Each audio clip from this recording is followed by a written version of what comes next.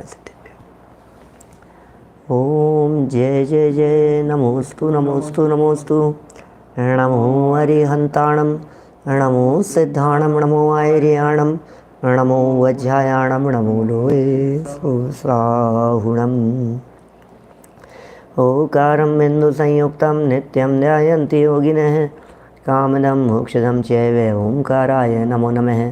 अविरल शब्द घनो विप्रक्षालित सकल भूतल मलकलंका मुनिभिरुपासित तीर्था सरस्वती हरतु नो दुरितान्। अज्ञानतिमिरान्धानां ज्ञानाञ्जनशलाकया चक्षुरुन्मिलितं येन तस्मै श्रीगुरुवे नमः। श्री परम गुरुवे नमः। परम्पराचार्य गुरुवे नमः। सकल कलुष विध्वंसकं श्रेयसां परिवर्धकं धर्म संबंधकं भव्य जीव मनः प्रतिबोधकारकं पुण्य प्रकाशकं पाप प्रणाशकमिदं शास्त्रं श्री संयम प्रकाशनाम ध्येयम्। हास्य मूल ग्रंथ करता रहे श्री सर्वज्ञ देवास तदुत्तर ग्रंथ करता रहे श्री गणधर देवा प्रतिगणधर देवास्ते श्याम वचनानुसारम आसाध्य आचार्य श्री कुंद कुंदामनाय आचार्य सूर्य सागरेण विरचितम श्रोता रहे सावधानतया शृण्वन्तु। मंगलम भगवान वीरो मंगलम गौतमो गणी मंगलम कुंद कुंदाद्यो जैन धर्मोस्तु मंगल। सर्वमंगल मांगल्यम सर्वकल्याणकारिकं प्रधानं सर्वधर्माणां जैनं जयतु शासनं जैनं जयतु शासनं जैनं जयतु। संयम प्रकाश नाम का ये ग्रंथ है आचार्य महाराज सूर्य सागर जी साहब द्वारा लिखी गई यह सुंदर रचना है और इस रचना में कई विषयों का प्रतिपादन बहुत सरल शैली में किया गया है। हमारा यहाँ प्रकरण ध्यान का चल रहा था और ध्यान भी विपाक विचय नाम का धर्म ध्यान, ध्यान में धर्म ध्यान और धर्म ध्यान में विपाक का चिंतन। ये विपाक का चिंतन भी बड़ा सुंदर होता है क्योंकि हम सब विपाक को भोग रहे हैं निरंतर। हर क्षण प्रति पल कर्म का विपाक ये हमारे भोगने में आ रहा है। माने ये जीव क्योंकि उदय से रहित नहीं है, हर क्षण हर पल उदय को भोगता है, इसलिए वो उदय क्या है उस उदय को दिखाने के लिए, उस उदय की परिस्थितियों को बतलाने के लिए, उसका चिंतन करने के लिए विपाक विचय नाम का ये धर्म ध्यान कहा गया है। माने आप निरंतर अपने उदय का विचार कीजिए, बस इससे काफ़ी समता भाव आता है, समता भाव जागृत होता है अपने उदय के बारे में चिंतन विचार करने से। माने ये मेरे ही किए हुए कर्म भैया, मुझे ही भोगने हैं, मुझे ही भुगतना है। जब ये विचार चिंतन की धारा में ये बातें चलती है तो फिर सहज ही समता भाव जागृत होता है। जे कर्म पूरब किए खोटे सहे क्यों नहीं जिए रा, अति क्रोध अग्नि बुझाए प्राणी साम्य जल ले सिए रा। माने अत्यंत क्रोध रूपी अग्नि को बुझाकर ये प्राणी समता रूपी जल का सिंचन करे तो ये जीव कल्याण के मार्ग पर लगता है। उस कल्याण करने की विधि है ये आत्म कल्याण की विधि, आत्म कल्याण का मार्ग बताया जा रहा है, वो रास्ता यहाँ दिखाया जा रहा है। तो क्या कह रहे हैं यहाँ कि भैया ये जो प्राणियों को अपने द्वारा उपार्जित जो कर्म के फल हैं वो ही भोगने में आते हैं, उनको ही ये जीव भोगता है। अपने ही किए हुए कर्म के फल को ये जीव भोगता है। वैसे पिछले 2 दिनों से हम इन पंक्तियों के बारे में चर्चा आपके बीच में कर रहे हैं। आज तीसरा दिन, ज़्यादा रुकेंगे नहीं, आगे बढ़ेंगे, लेकिन बातें कुछ पुण्य और पाप कर्म के उदय की दिखाएंगे। उदय बदलते ही परिस्थिति बदल जाती है, उदय बदलते ही सब माहौल बदल जाता है, उदय बदलते ही ज़िंदगी बदल जाती है। जब बदल गया उदय तो सब कुछ बदल गया। माने हम अपने अपने कर्मों का फल मिल रहा है, सबको मिल ही रहा है। तो अब उदय दिखे हमारे को, हमें परिस्थितियां दिखती हैं तो परिस्थितियों को हटाने का भाव आता है। उदय दिखेगा तो दृष्टि पर से हटेगी। कुल मिलाकर के पर में कर्ता धर्तापन की बुद्धि टूटनी चाहिए, इसीलिए तो ये जिनागम है।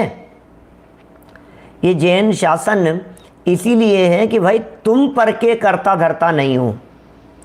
अब चाहे तुम क्रमबद्ध से मानो, चाहे तुम अनंत सिद्ध भगवान के स्वरूप से मानो, यहाँ तक कि ईश्वर के कर्तृत्व की भी मानो, तो दादा तो ये कहते हैं कि तुम तो नहीं हो करता, हरी इच्छा सो भगवान की मर्जी के बिना पत्ता भी नहीं हिलता, मतलब तुम तो नहीं हिलाते। ये तो नक्की हो गई ना बात। हम तो अकर्ता हैं। हम यहाँ कोई ईश्वर के कर्तापन की बात नहीं कह रहे, हम तो उदय तक ला रहे हैं कि जब सारे संयोग उदयाधीन ही हैं, माने घर में कितने बर्तन होंगे किस पर डिपेंड करता है बोलो। मकान छोटा होगा या बड़ा होगा, मकान की दीवारें कैसी होगी, ये किस पे डिपेंड करता है? उदय है ना। कौन सी दीवार पर कौन सी फोटो टकी होगी, वो भी उदय ही है। घर में कितने बर्तन होंगे, कितनी टेबल होगी, कितनी कुर्सियाँ होगी, कितने बैठने के लिए जितने भी जो भी हैं, ये सब उदय प्रमाण ही है ना। मिरर कैसा होगा, डाइनिंग टेबल कैसी होगी, सोफ़ा सेट कैसा होगा, उदय है।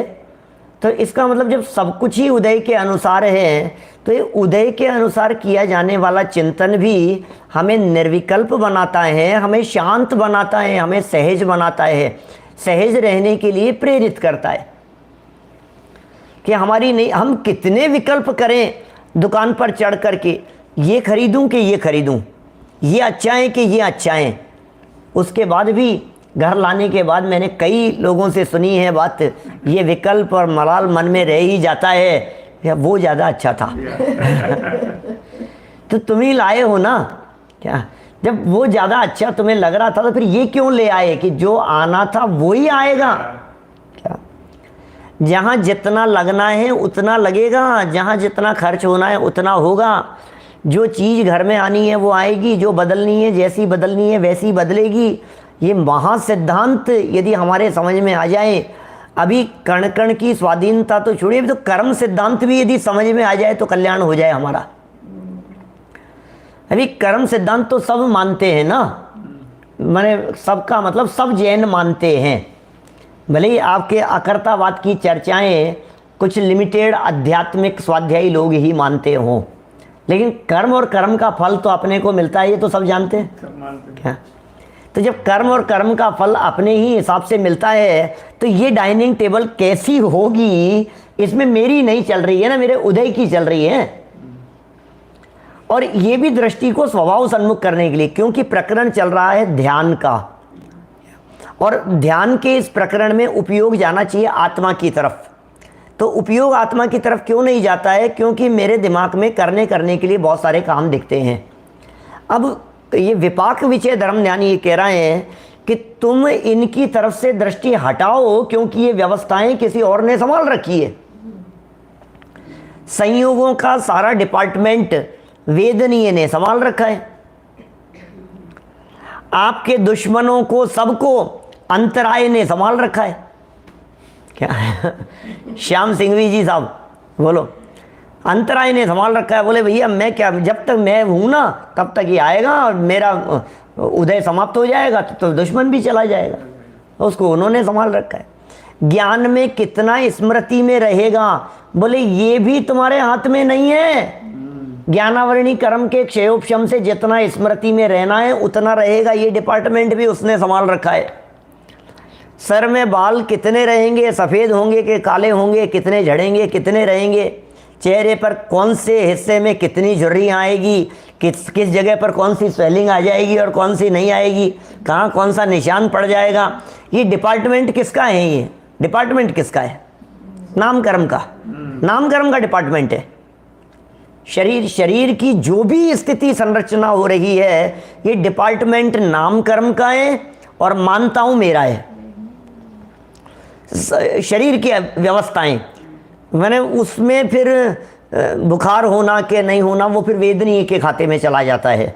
रोग आदि की जो दशा होती है वो उसमें चले जाती है, लेकिन शरीर का जो आकार प्रकार है, संरचना है, संस्थान है, हड्डियां कैसी होनी, मजबूत होंगी कि कमज़ोर होंगी, कि अर्धनाराश सैनन होगा कि नाराश सैनन होगा, कि किस तरह उसमें सुभग नाम कर्म होगा कि दुर्भग नाम कर्म होगा, सुस्वर होगा या दुस्वर होगा।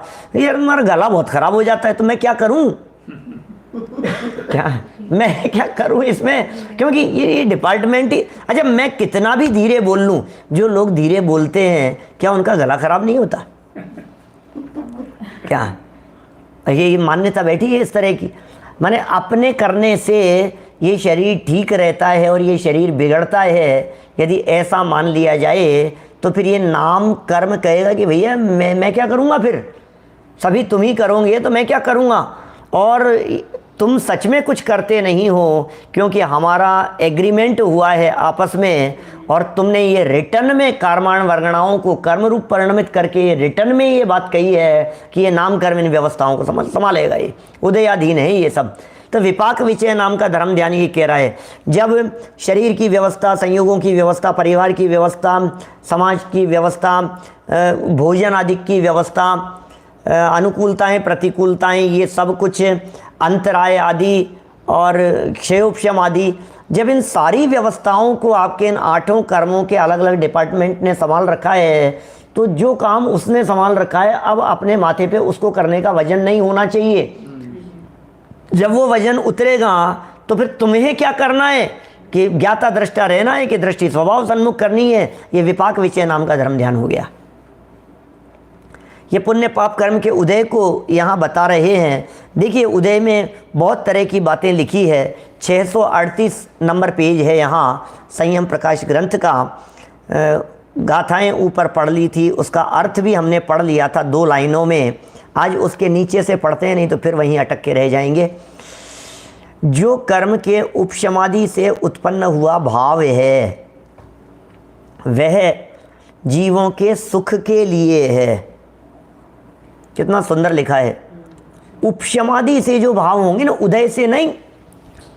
औदैहिक भाव में तो ये जीव दुखी है, औदैहिक भाव तो राग द्वेष है, औदैहिक भाव तो विभाव हैं। जो कर्म के उपशम आदि, माने उपशम से, क्षय उपशम से, ज्ञानावरणी आदि कर्मों का तो उपशम बनता ही नहीं है वो तो, क्योंकि उनके तो उपशम की स्थिति बनेगी नहीं।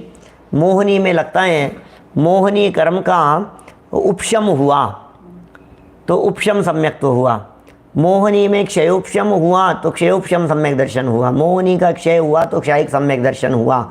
तो ये कर्म में यहाँ मुख्य रीति से मोहनीय कर्म, और अन्य भी लगाएंगे तो उसमें भी क्षयोपशम भाव, जैसे आदि शब्द लगाए ना, ज्ञानावरणी कर्म का क्षयोपशम भाव से ज्ञान की प्रकटता है, ज्ञानावरणी कर्म के क्षय से क्षयिक ज्ञान प्रकट हो जाता है।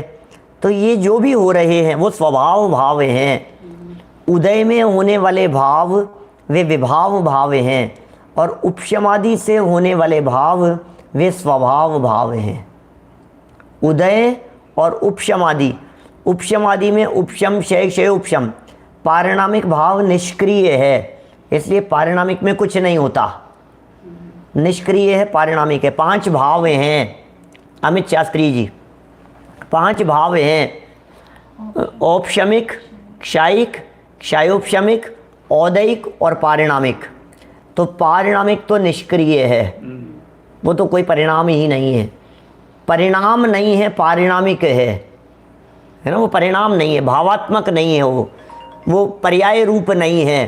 तो इसे छोड़ दो, पारिणामिक को छोड़ दो। अब बचे 4। अब इन 4 को 2 भागों में बांटो, एक उदय वाले और एक उपशमादि वाले। तो उदय वाले जो भाव हैं ये विभाव हैं, और उपशमादि वाले भाव हैं ये स्वभाव हैं। तो जो उदय वाले भाव होते हैं, इस उदय वाले भाव से ये जीव दुखी होता है, वो विभाव भाव होने की वजह से। और उपशमादि भाव चूंकि स्वभाव के अनुरूप भाव हैं, इसलिए वो इस जीव के सुख के कारण है। पहली लाइन में लिखा, जो कर्म के उपशमादि से उत्पन्न हुआ भाव है वह जीवों के सुख के लिए है, और जो कर्म के तीव्र गुरुपना से उत्पन्न हुआ भाव है ये क्या होगा, ये पर भाव है, ये औदैहिक भाव है, वह महान कष्ट कारक है। सुख दुख के हेतु भावों की यहाँ चर्चा कर ली है। ये जो विभाव भाव हैं ये दुख के हेतु हैं, और स्वभाव भाव हैं ये सुख के हेतु हैं।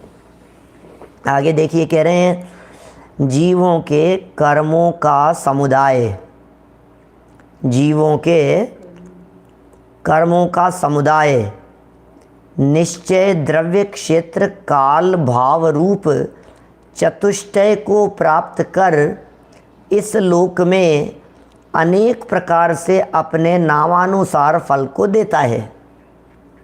द्रव्य क्षेत्र काल भाव चतुष्टय को प्राप्त करके अपने नाम के अनुसार वे कर्म फल देते हैं, ऐसा कह रहे हैं। इसका मतलब ज़्यादा समझाने की ज़रूरत नहीं है एडवोकेट साहब, माने ये तो अपने आप ही समझ लो। ये जो लिख रहे हैं ना, इस बात को आप अपने आप ही सहज रीति से समझ लीजिए। क्या कह रहे हैं कि जो द्रव्य क्षेत्र काल भाव हैं, ये द्रव्य क्षेत्र काल भाव के अनुसार बस अपने आप ही उदय को प्राप्त होगा। और जैसा नाम, जैसे ज्ञान आवरणी, अब ज्ञान आवरणी का कैसा फल होगा? ज्ञान आवरणी नाम है उसका, तो ज्ञान पे आवरण है। दर्शन आवरणी, तो यथा नाम तथा गुण, सब ऐसे ही है। दर्शन पर आवरण करने वाला। मोहनीय, मोहित करने वाला, मोहनीय। अंतर आय, अंतर कहते हैं गैप। क्या ये परिभाषा में बचपन से बतला रहा हूँ, कभी पढ़ी नहीं लेकिन कहीं शास्त्र में, लेकिन सटीक बैठती है इसलिए। अंतर आय, अंतर आय, अंतर माने गैप। हम कुछ करना चाहते थे और काम कुछ होने वाला था, तो हम करने वाले, काम होने वाला, करने वाले और होने वाले के बीच में जो गैप पड़ गया, इच्छा और इच्छित कार्य के बीच में जो गैप पड़ गया, रतन जी तातेड़ साहब, इच्छा और इच्छित कार्य, इनके बीच में जो अंतराल पड़ गया, इसका नाम अंतराय कर्म। तो यथा नाम तथा हो गया ना, जैसा नाम था उसी के अनुसार हो गया ना अंतराय। ज्ञानावरणी, दर्शनावरणी, मोहनी, अंतराय, वेदनीय, वेदन है ना। नाम, नाम नाम लगता है, अभी नाम देख रहे हैं, ये सब किसके नाम की बात कर रहा है? शरीर, शरीर उसमें शामिल हो जाता है। जिसका नाम है ना, ये उसकी व्यवस्थाएं, माने नाम में जिसका नाम उसकी व्यवस्था। नामकर्म क्या कर रहा है कि ये संजीव कुमार गोधा किसका नाम है भैया? ये कि इसका नाम है, तो नामकर्म इससे संबंधित है, जिसका ये नाम है। ऐसे भी उसको जोड़ा जा सकता है, यद्यपि इस नाम से इस नामकर्म का संबंध नहीं है, शरीर संरचना से उसका संबंध है। और गोत्र, उच्च कुल नीच कुल, आयु उम्र दिखती है। तो ये सब यथा नाम तथा गुण हैं, और निश्चय से ये कर्मों का समुदाय नाम के अनुसार ही फल देने वाला होता है। जिसका जैसा नाम है उस कर्म का वैसा फल है। जैसे ज्ञानावरण ज्ञान को आच्छादित करता है, क्योंकि उसका नाम ज्ञानावरण है। तो ज्ञानावरण ने क्या काम किया? ज्ञान को आच्छादित करने का काम किया, ऐसा ही काम है उसका। इत्यादि अन्य कर्म का भी इसी प्रकार फल समझना चाहिए। ये बहुत ज़बरदस्त चीज़ है, क्योंकि इसकी वजह से अमित संघवी जी साहब, इसकी वजह से हम सहज रह सकते हैं, है ना। बैलेंस में रहो, बैलेंस में, माने इधर भी नहीं और इधर भी नहीं। तो जब आप अपने ही उदय का विचार करते हो तो परिस्थितियों से आप प्रभावित हो जाते हो। परिस्थितियों से आप प्रभावित हो गए और काम हो गया अपना। आज तक यही हो रहा है कि हम परिस्थितियों से प्रभावित हो रहे हैं। विनीत जी भाई साहब, पुण्य से प्रभावित हो रहे हैं, पाप से प्रभावित हो रहे हैं।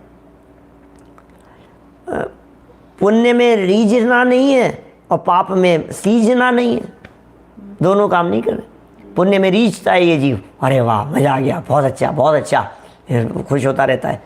और पाप का उदय आता है तो सीझता रहता है, ये क्या हो गया, ये क्या हो गया, बहुत अच्छा हो गया, ये बहुत ख़राब हो गया। पुण्य का उदय आता है, हा हंसता है, चेहरा बिगड़ता है इसका। पाप का उदय आता है तो रोता है, तो चेहरा बिगड़ता है।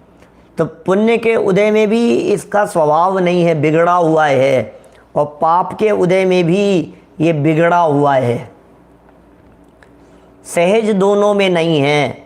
इसलिए दोनों के उदय को बराबर यदि समझ लेवें कि उदय आ रहा है, और एक और गजब की बात कहता हूँ कि जो उदय आता है ये उदय में ही आता है, मुझ में नहीं आता है।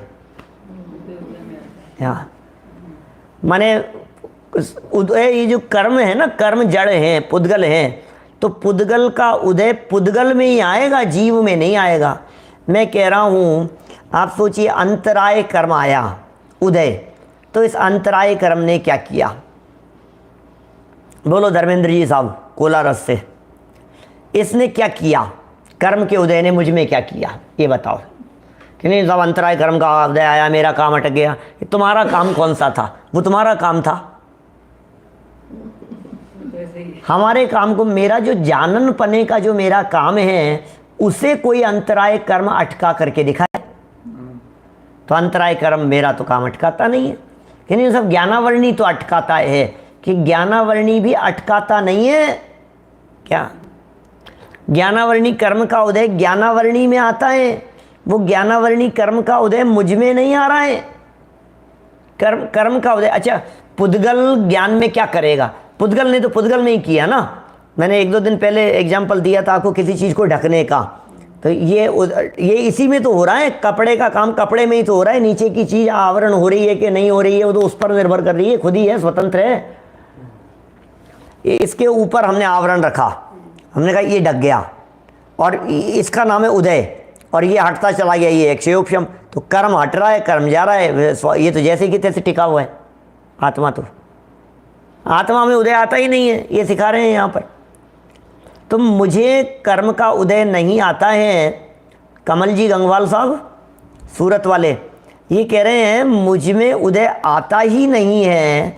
जब मैं ऐसा चिंतन करता हूँ, विचार करता हूँ, तो फिर सच्चा ध्यान होता है और उदय मुझे विचलित करने में समर्थ नहीं होता। अकेला पाप ही विचलित करता हो ऐसा नहीं है, पुण्य भी विचलित करता है। पाप के उदय में सहज शांत रहने वाले ऐसे दृढ़ निश्चयी, अच्छी मजबूत विल पावर वाले लोग तो दुनिया में कई मिल जाएंगे, लेकिन पुण्य का उदय भी जिनको विचलित नहीं करे, हाँ, ऐसे तो कोई विरले ही महापुरुष होते हैं। क्या? ज्ञानी धर्मात्मा, विपाक विषय धर्म ध्यान करने वाले जो ज्ञानी धर्मात्माएं हैं, ये पाप से तो विचलित होते ही नहीं है।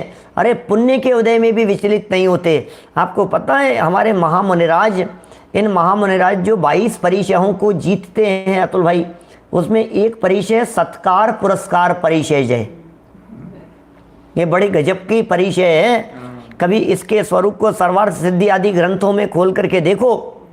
भरत भाई साहब दादर वाले, इनको यदि हम, भरत भाई टिम्बड़िया साहब, इनको अपन खोल के देखो जरा, सत्कार पुरस्कार परिचय जय में मुनिराज किसे जीतते हैं, तो आपको लगेगा सत्कार पुरस्कार परिचय में मुनिराजों को जैसे काले झंडे दिखाना, मुनिराजों पर पत्थर मारना, उपसर्ग करना, उसे जीतते हैं ना। ये पाप को जीत रहे हैं। मौसम प्रतिकूल है, कांटे हैं, दंश मशक है, मच्छर हैं, इन्हें जीत रहे हैं। ये पाप के उदय को जीत रहे हैं। ऐसे ही सत्कार पुरस्कार को जीतने का मतलब है मुनिराजों की जय जयकार हो रही है, उसे भी जीतना। क्या सत्कार पुरस्कार क्या चीज़ है? इसलिए जैसे कांटे नहीं आए मुनिराज के चलते हुए मार्ग में, ऐसा व्यक्ति सोचता है, ऐसे ही मुनिराज को सत्कार पुरस्कार न जीतना पड़े, और मतलब उनको ज़्यादा वो नहीं हो, इसलिए हमें मुनिराज के ज़्यादा फोटो में मत छापो आप।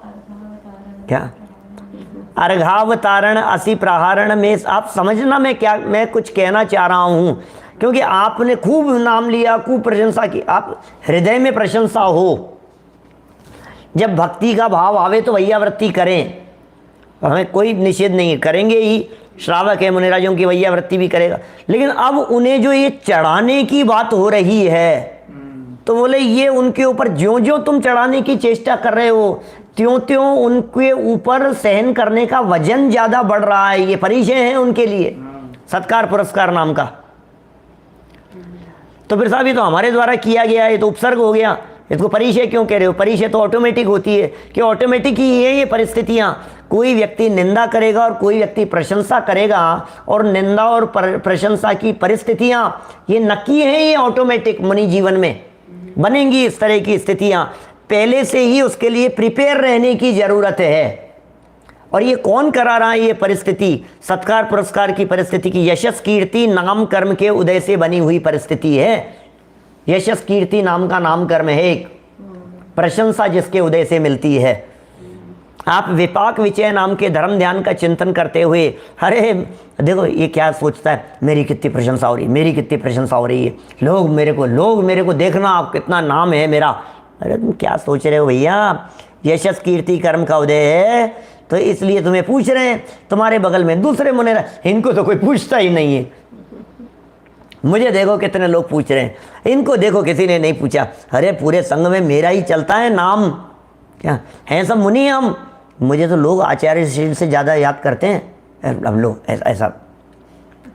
तो बोले तुम्हें विपाक विषय के धर्म ध्यान का थोड़ा सा चिंतन करना चाहिए, क्या? क्योंकि ये जो है, ये मेरी योग्यता के कारण मैं आगे बढ़ रहा हूँ, वो योग्यता भी होगी, लेकिन ये तो उदय करवा रहा है सारा खेल, क्या?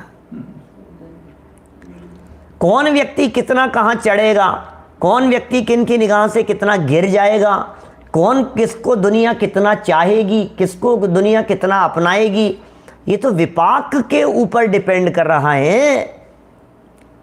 अब हम विपाक तो सोच नहीं रहे हैं। लालचंद जी साहब, बोलो, सिंगोली वाले, नरेंद्र बाकलीवाल जी, सारा खेल तो उदय करा रहे। अब ये कह रहे हैं कि ये तो सासू जी तो मेरे को कुछ पूछती ही नहीं है। अभी लगाओ विपाक विषय। अभी क्या करें? ये सास बहू के बस की बात नहीं, तो ज्ञानियों की बात है।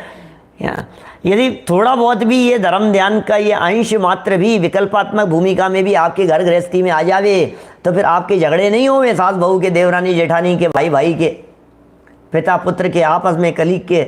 मैं इतना काम करता हूँ फिर भी बॉस मुझे नहीं पूछता है, मैं इतना काम करता हूँ फिर भी उन्हें पूछ रहे हैं, हमने कुछ नहीं किया फिर भी हमारे साथ ऐसा हो गया, इन्होंने नहीं किया इनके साथ ऐसा हो गया, किया उन्होंने था उनको कोई कुछ नहीं कह रहा है, हमने नहीं किया था हमें ही सब कुछ कह रहे हैं। ये जो बातें बन रही हैं, जो भी स्थिति, उदय उदय उदय उदय, नथिंग एल्स, क्या? इसके अलावा कुछ नहीं है। अरे वो जो मैनेजर है, बॉस है, अधिकारी है, मिनिस्टर है, कोई सरकारी कर्मचारी है, उसने लाख कोशिश की मेरी फाइल को अटकाने के लिए, लेकिन मेरे अंतराय कर्म का उस जाति का उदय नहीं था, तो वो ऐसे फाइल को रिजेक्ट करते करते उसने ओके कर दिया। वो क्या करे? ऐसा हो जाता है। और हमारे अंतराय कर्म का उदय था, क्या? और वो सब कुछ बात बराबर थी, हाँ मैं कर दूंगा, मैं निपटा दूंगा, सब कुछ हो जाएगा, सारी बात बन रही है, और बनते बनते वो कलम उसकी क्यों नहीं चली, ये बतलाओ। वो क्या करे? उदय हमारा काम कर रहा है, क्या? कितनी सहजता का ये मार्ग मिल गया है हमारे को, बिल्कुल पर की तरफ देखने की जरूरत ही नहीं है। सिर्फ और सिर्फ जो है वो मैं हूँ, जो हो रहा है मेरे कारण से हो रहा है, उदय सिर्फ मेरा है। सबको ऐसा अभ्यास करना चाहिए रमेश बुरीचा जी साहब, बिल्कुल सबको अभ्यास करना चाहिए ऐसा। क्योंकि ये ऐसा नहीं जब कोई बड़ी घटना घटेगी तब कह रहे क्या घटना घटेगी, रोज घट रही है सुबह से शाम तक। बैठे बैठे गर्मी लग रही है, बैठे बैठे पैर ही दुख रहा है, बैठे बैठे ऐसे कमर दर्द कर रही है। अब किसका नहीं यार, ये कुर्सी है, मैंने इनको कहा था इतनी खराब चेयर खरीद करके लाए, मैं बैठा नहीं जाता है, दर्द होने रहने लग गया है, इसकी सीट बिल्कुल सही नहीं है, इसका ये ऐसा नहीं है। अब तुम दोषारोपण करते रहो, उदय तो तुम्हारा खराब है, क्या करोगे? ये इसकी फिटिंग नहीं बैठ रही है, इसका ये नहीं हो रहा है, इसका ये खराब आ गया है, हैं? रोटी मेकर ने रोटी खराब कर बनाना शुरू कर दिया, ये अटक गया। अब वो क्या करे? वो परिणमन सब कुछ उदय। ये यहाँ कितना सुंदर ये लिख रहे हैं, ये जो कर्म के उपशमादि से उत्पन्न हुआ भाव है वह जीवों के सुख के लिए है। जो कर्म के तीव्र, अच्छा नीचे वाला पैराग्राफ पढ़ रहे थे अपन, तो इसके नीचे वाला पैराग्राफ, जीवों के कर्मों का समुदाय निश्चय द्रव्य क्षेत्र काल भाव रूप चतुष्टय को प्राप्त कर, निश्चय द्रव्य क्षेत्र काल भाव रूप चतुष्टय को प्राप्त कर, ये कहकर के और कहना चाह रहे हैं अतुल भाई, ये कह रहे हैं इसका मतलब आपके उदयानुसार द्रव्य, उदयानुसार क्षेत्र, उदयानुसार काल, उदयानुसार भाव, ये स्थितियां बनेगी। द्रव्य क्षेत्र काल भाव भी उदय के। आप यहाँ प्लेनों में क्यों रहते हो, आप उधर क्यों नहीं रहते? उदय द्रव्य क्षेत्र, जिस क्षेत्र में रहना है आप उसी क्षेत्र में रहेंगे, ये उदय ही है। आप क्षेत्र नहीं बदल सकते हैं, ये उदय है कर्म के उदयानुसार। आप यहां से जयपुर क्यों नहीं जा रहे हैं, जबलपुर क्यों जा रहे हैं? क्या उदय? क्या करोगे बतलाओ मेरे को।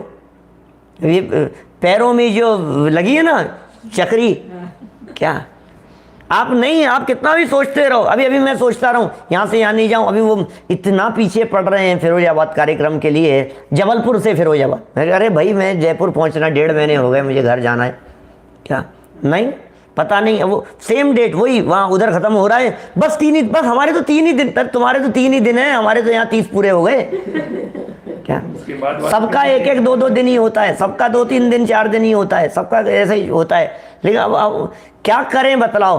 तो फिर मना कर दो कि अब मना करना भी हमारे हाथ में नहीं है और हाँ करना भी हमारे हाथ में नहीं है। ये जैसा उदयाधीन जैसा होगा, क्या नियति अनुसार, क्षयोपशमानुसार, परिस्थिति अनुसार हमारा उदय, और अकेला हमारा ही उदय थोड़ी ना, सबके उदय टिके हुए हैं आने नहीं आने के अंदर। किसका? क्योंकि एक अच्छा सोचिए, ये मारीची नहीं, क्या नाम, इंद्रभूति गणधर नहीं आए, महावीर भगवान की दिव्य ध्वनि नहीं खिरी। महावीर भगवान की दिव्य ध्वनि नहीं खिरी, ये महावीर भगवान के भी तत्संबंधी उदय तो चल रहा था ना, वो उनका भी उदय चल रहा था। और जो भव्य जीव वहां समूह शरण में बैठे हैं उनका भी तो अपना अपना उदय था, अकेला एक व्यक्ति का नहीं। ये यदि विपाक विषय धर्म ध्यान के उदय के बारे में विचार किया जाए तो सब भी तो जुड़े हुए हैं। अभी अरहंत भगवान के तो चारों अघातीय कर्मों का उदय चल रहा है। घातीय कर्म 4 नहीं है, वो नष्ट हो गए, और चारों अघातीय कर्मों का उदय चल रहा है। नाम कर्म का उदय चल रहा है, आयु कर्म का उदय चल रहा है, वेदनीय कर्म का उदय चल रहा है, यशस कीर्ति आदि के सब उदय चल रहे हैं, तीर्थंकर कर्म प्रकृति का उदय चल रहा है। सब जो जैसे जो योग बनेंगे वैसे बनेंगे, और भव्य जीवों का अपना भाग्य अपना काम कर रहा है। उनमें भी देखो 66 दिन में, अतुल भाई 66 दिन में कई लोग ऐसे भी होंगे जिनका भाव बदल गया होगा। 66, हाँ, नहीं सुनने को नहीं मिले, मर के त्रियंश में चले गए, अधोगति में चले गए, और चले गए तो अब नहीं भाव बने, क्षेत्र से दूर कहीं जाकर के जन्म ले लिया, ट्रांसफर हो गया होगा, क्योंकि कर्म भूमि है, जॉब भी करते हैं लोग। क्या कई लोगों का भाव बदल गया, कई लोगों का भाव बदल गया होगा। फिर रोज जाते हैं, कुछ होता तो है ही नहीं यार, छोड़ो यार हमें तो नहीं जाना। कईयों का भाव बदल गया होगा। कई लोग ऐसे होंगे जिनका भाव बन गया होगा।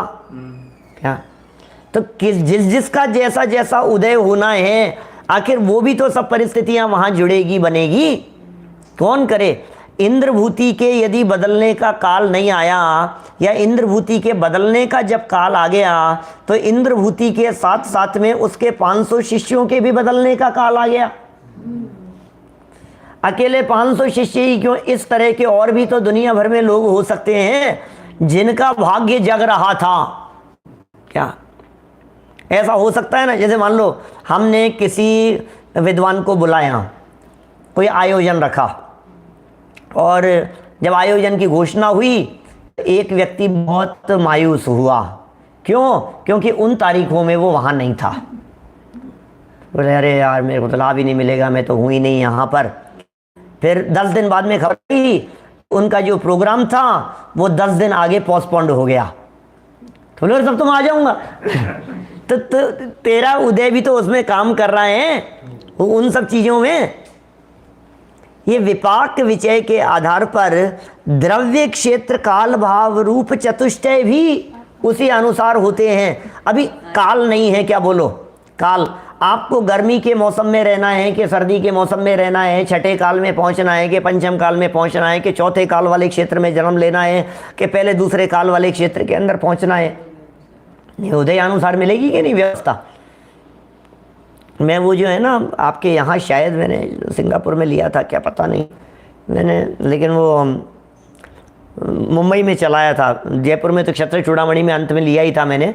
दादा के बारे भावना का छंद है, नर देह उत्तम देश पूरण आयु शुभ आजीविका दुर्वासना की मंदता परिवार की अनुकूलता सत सज्जनों की संगति सत धर्म की आराधना है उत्तरोत्तर महादुर्लभ।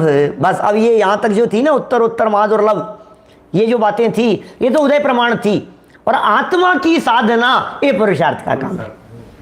क्या आपका जन्म भारत में क्यों हुआ, बोलो बोलो सिंघई जी साहब, दिनेश सिंघई जी, उत्तम देश में क्यों जन्म हुआ उल्लास भाई?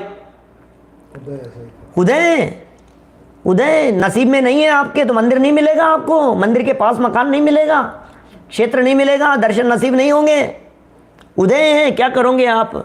क्षेत्र के आपके उदय के अनुसार आपको क्षेत्र मिलेगा। एक व्यक्ति ने भारत में जन्म लिया और एक व्यक्ति ने पाकिस्तान में जन्म लिया, तो आखिर उदय की भिन्नता तो है ही ना। एक व्यक्ति ने जैन कुल में जन्म लिया और एक व्यक्ति ने अजैन कुल में जन्म लिया, ये उदय की भिन्नता तो है ही ना। ये उदय की भिन्नता न होवे तो फिर ये अंतर किस आधार पर दिखाई देवे? ये अंतर का आधार उदय है, और इसके बारे में द्रव्य के बारे में कह रहे हैं, ये क्षेत्र के बारे में भी कह रहे हैं, काल के बारे में भी कह रहे हैं, और भाव, इन चतुष्टयों को वो कर्म का समुदाय प्राप्त होकर के फल देता है। द्रव्य क्षेत्र काल भाव के अनुसार फल देता है। एक ही बीज अमेरिका में वही कॉर्न का यदि बीज डाला जाए तो अलग तरह का उगेगा, और उसे यदि भारत की भूमि पर डाला जाए तो वो बीज अलग तरह से उगेगा। क्षेत्र से प्रभावित होता है वो फल। सब जगह के एवाकाडो यहाँ लगता है, हमारे भारत में जयपुर में तो लगे ही नहीं, उसका पेड़ ही नहीं लगे। क्यों नहीं लगे? क्योंकि वहाँ का क्षेत्र वैसा नहीं है, वहाँ का काल वैसा नहीं है, वहाँ की परिस्थितियाँ वैसी नहीं है, मौसम वैसा नहीं है, वातावरण वैसा नहीं है। तो द्रव्य क्षेत्र काल भाव के अनुसार भी सारी चीज़ें सब फर्क करती हैं।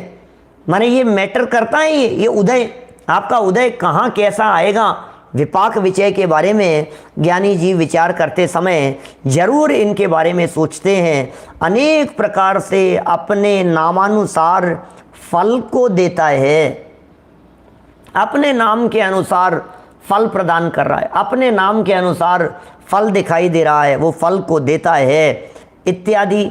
जैसे ज्ञानावरण से ज्ञान आच्छादित होता है इत्यादि, अन्य कर्म का भी इसी प्रकार फल समझना चाहिए। सब कर्मों का इसी प्रकार से फल समझ लो आप। तो हमने कल परसों बात कही थी, और जब तक फल रहता है तब तक वो परिस्थिति रहती है। आप इस कुर्सी पर क्यों बैठे हैं? कि जब तक इस कुर्सी पर बैठकर आपको आराम भोगने योग्य उदय आपका चल रहा है, तब तक आप यहाँ बैठे हुए नजर आ रहे हैं। और इसके बाद आप अब जैसे देखो, ऐसा समझिए, अभी कल परसों अपन ने विधान किया था ना, तो भगवान विराजमान करने के लिए अपन वापस गए मंदिर की तरफ, हॉल से मंदिर में गए। अब मंदिर में गए तो नंगे पांव चलते समय कहीं पैर रखा था तो ठीक था, और कहीं पत्थर पर पैर रखा तो बहुत जल रहा था। क्या ठीक है ना? अब जब पैर जल रहा है तो किसका उदय काम कर रहा है, और जब नहीं जल रहा है तो किसका उदय काम कर रहा है? हमारा ही उदय काम कर रहा है ना।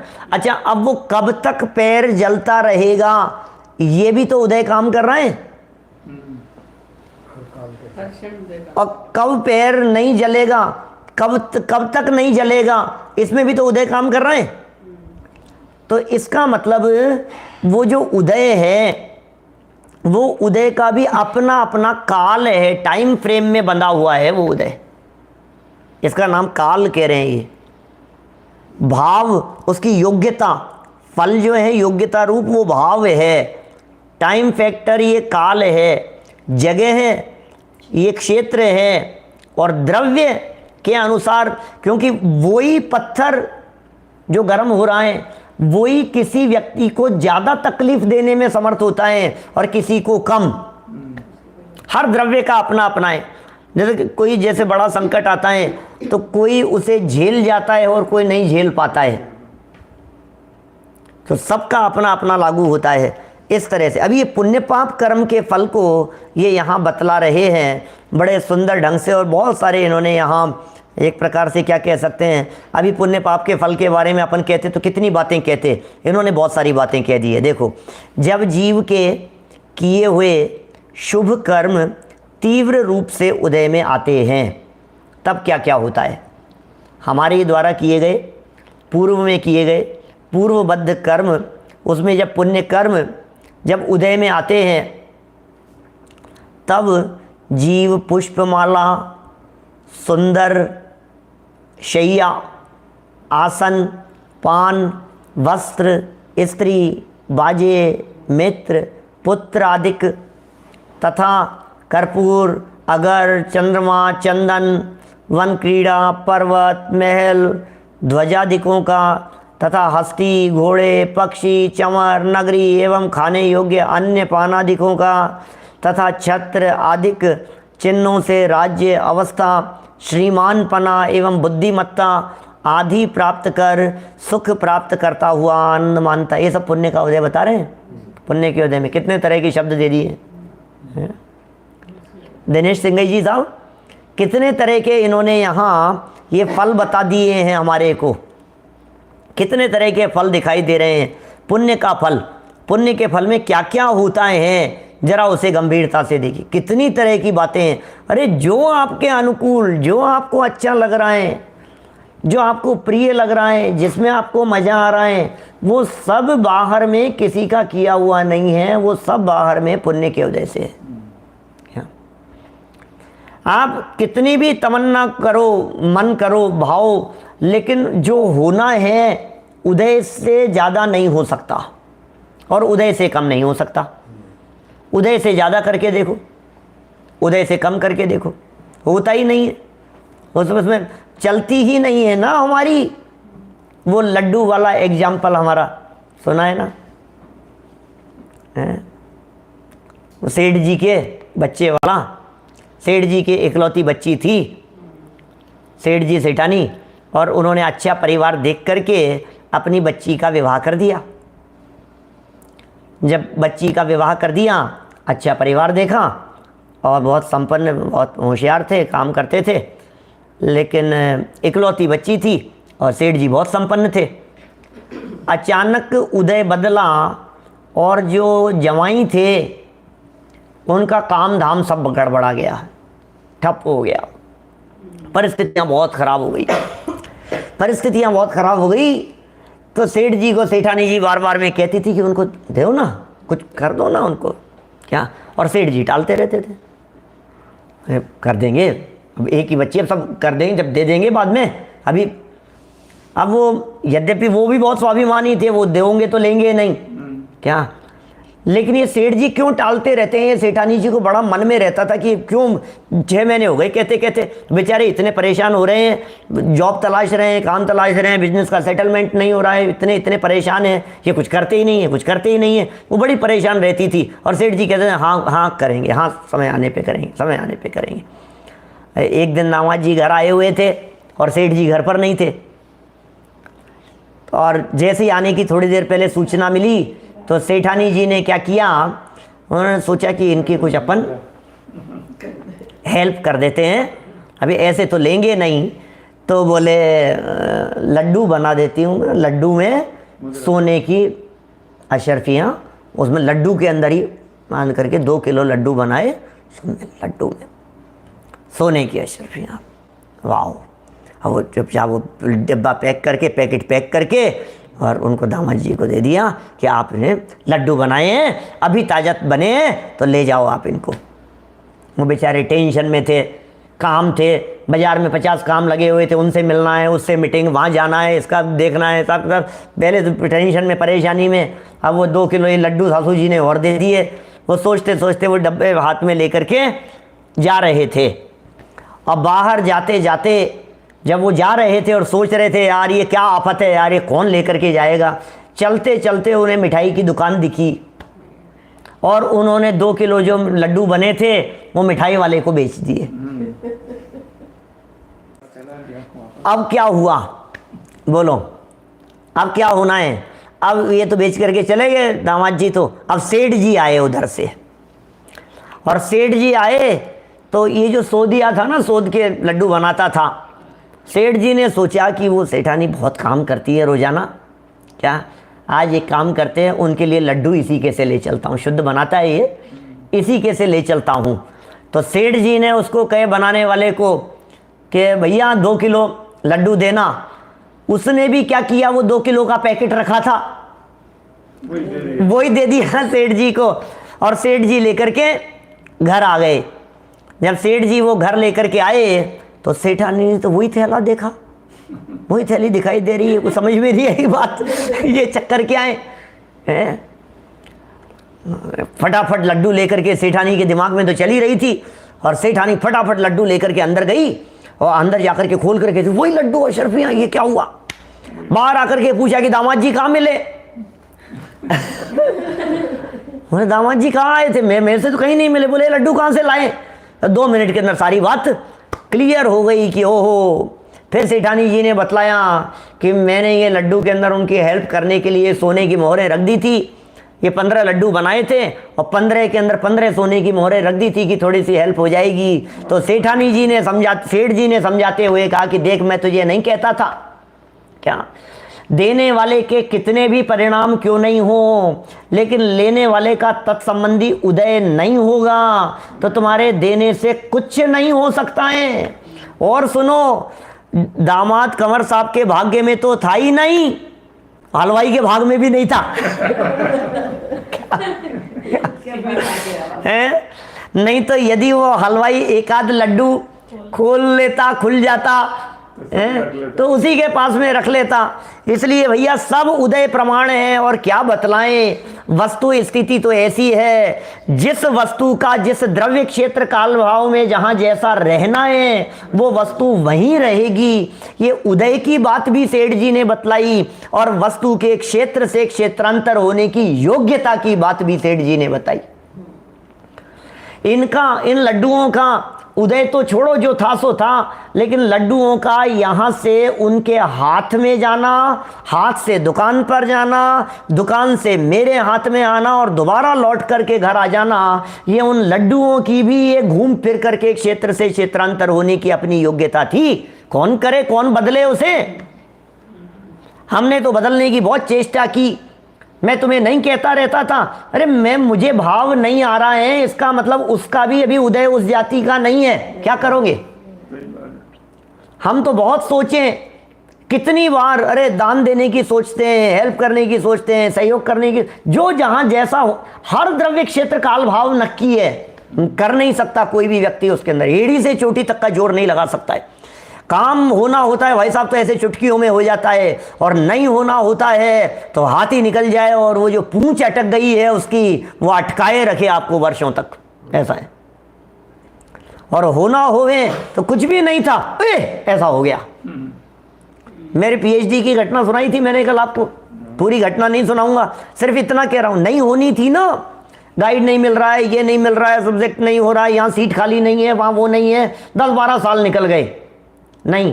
और जब होना था तो यूनिवर्सिटी वहाँ एक लेक्चर देकर के बाहर निकला, सारे प्रोफेसर बैठे हुए थे अलग अलग यूनिवर्सिटीज़ के, सब अलग अलग डिपार्टमेंट के। अब मेरा वहाँ लेक्चर था किसी एक टॉपिक पर, और मेरा वो सामने किसी प्रोफेसर ने सुना, और सुन करके बस मैं जैसे ही अपना भाषण दे करके नीचे उतरा, और उन्होंने मेरे से कहा कि डॉक्टर साहब आप कौन से डिपार्टमेंट में प्रोफेसर हैं, कहाँ हैं?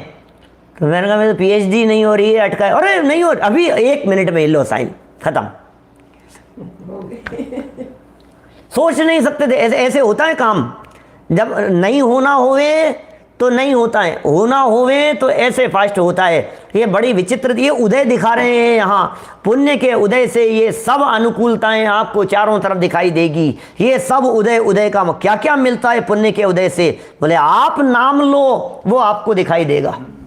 ये इन्होंने सब पुराने जमाने के हिसाब से पुष्पमाला वगैरह और ये सब बातें लिखी है यहाँ, आसन शैया चंदन आदि, ये सब वो शीतलता शांति है ना, तो ये सब मिल रहा है आपको। वातावरण ऐसा दिखाई दे रहा है, बाजे बज रहे हैं, मित्र दिखाई दे रहे हैं, स्त्री पुत्रादिक हैं, सुंदर वस्त्र आदि दिखाई दे रहे हैं, भोजन आसन पान मिल रहा है, और क्रीड़ा करने के लिए आपको साधन सुविधाएं मिल रही है। सुंदर सुंदर महल ध्वजाएं, हाथी घोड़े पक्षी चंवर नौकर चाकर सेवा करने वाले आगे पीछे लगे हुए हैं आपके। इतना ही नहीं, भोजन मिलना, छत्र आदि की व्यवस्थाएं होना, राजपाट होना, बुद्धिमत्ता भी होना, श्रीमंत हो जाना, श्रीमान पना, जय जयकार हो रही है। बोले ये भी सब सुखों को प्राप्त करते हैं। बोले ये सब पुण्य के उदय का ही खेल है। तो ये सब, इन सब को अब इनको यदि पुण्य का उदय मान लेवे तो इन्हें प्राप्त करके गर्व नहीं करेगा। भाई प्रकरण चल रहा है, कर्म नहीं समझा रहे हैं, कर्म सिद्धांतों की चर्चाएं नहीं कर रहे हैं, यहां तो विपाक विचय की चर्चा कर रहे हैं। क्या विपाक विचय में भी धर्म ध्यान की चर्चा कर रहे। ध्यान कैसे हुआ? ये ध्यान ऐसे हुआ कि ये विचार चिंतन करते हुए हम निर्विकल्प होने के मार्ग पर बढ़ चले। घमंड चूर चूर हो गया, घमंड का काम नहीं रहा, नामो निशान नहीं रहा घमंड का, विकल्प टूट गए हमारे। जब असाता वेदनीय कर्म का, देखिए पूरी करते हैं बात को, जब असाता वेदनीय एवं दुष्ट कर्मों का तीव्र उदय आता है, अब दुष्ट कर्मों का तीव्र उदय आने लगा, असाता वेदनीय कर्म का तीव्र उदय आता है, बोले तब क्या होता है? तब संसार रूप मार्ग में रहते हुए यह जीव सेल, अब ये सेल क्या शब्द है, ये थोड़ा सा अटपटा सा लगा मुझे, पहले भी देखा था, जेल भी हो सकता है क्योंकि मिस प्रिंट भी बहुत सारी रहती है इसमें, तो ये क्या शब्द हो सकता है? सेल शब्द का क्या अर्थ किया जा सकता है? जेल भी हो सकता है, पाप कर्म के उदय में जेल है नीचे, हाँ जेल खाना तो नीचे दिया हुआ है, तो और क्या हो सकता है शब्द? कोई मिस प्रिंट जैसा लगता है इसमें दीपेश जी, कुछ ना कुछ लगता है। तलवार, छुरा, यंत्र, बंदूक आदि शस्त्र, लो तलवार मिल रही है, ये प्रतिकूलताएं सामने आ रही हैं और शस्त्र से काटा जा रहा है। सर्प, विष, दुष्ट हस्ती हाथी की चपेट में आ गया, हाथी तहस नहस कर रहा था, तोड़ फोड़ मचा रहा था और हम जबरदस्ती चपेट में आ गए। कितनी बार ऐसी परिस्थितियां नहीं बनती है? अभी आपके तो यहाँ टेक्सास में, अमेरिका, आपके यहीं डलास में हुआ, डलास के पास में कहीं हैं गोलियां चल गई ना, अब स्कूल में गोलियां चल गई तो मशीन गन ला करके गोलियां चला दी, तो अब वो किसको मरना था, किसको बचना था? अब आप कहेंगे ये क्या हो गया? ये तो बोले पाप कर्म के उदय में हो जाती है ऐसी स्थिति, घायल हो जाता है व्यक्ति।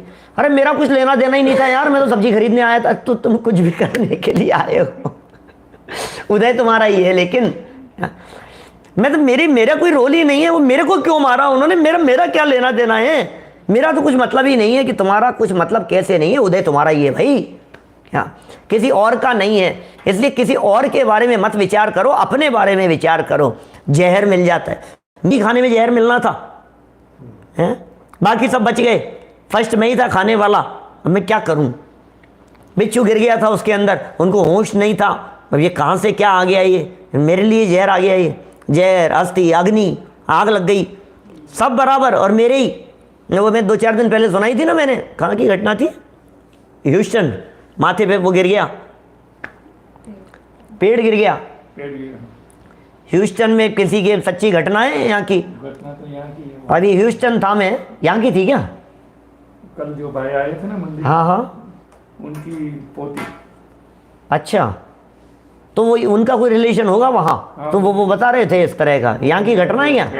पेड़ गिर गया वो उनके, हाँ गिरा था अफ्रीका में, हाँ गिरा था अफ्रीका में, वो अफ्रीका में नहीं, मैं कोई दूसरे कंट्री में कहीं घूमने गए हुए थे, हाँ कहीं घूमने गए हुए थे और फिर अचानक क्या हुआ, 17-18 साल की बच्ची थी, उनके नाना जी कल मंदिर में थे प्रवचन। अच्छा, उनके नाना जी थे मंदिर में, ओके, पता नहीं।